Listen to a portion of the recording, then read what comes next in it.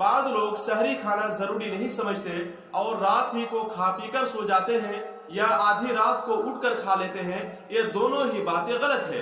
نبی صلی اللہ علیہ وسلم کا فرمان ہے فصل ما بین صیامنا و صیام اہل الکتاب اکلۃ السحر، ہمارے اور اہل کتاب یعنی یہود و نصارہ کے روزے کے درمیان فرق کرنے والی چیز سحری کا کھانا ہے۔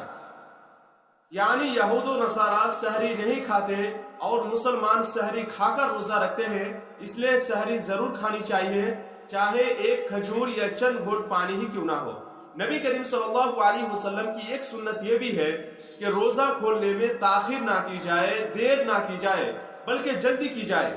جلدی کا مطلب سورج کے ڈوبنے سے پہلے روزہ کھولنا نہیں ہے، بلکہ سورج کے ڈوبنے کے بعد بلا تاخیر فوراً روزہ کھولنا ہے۔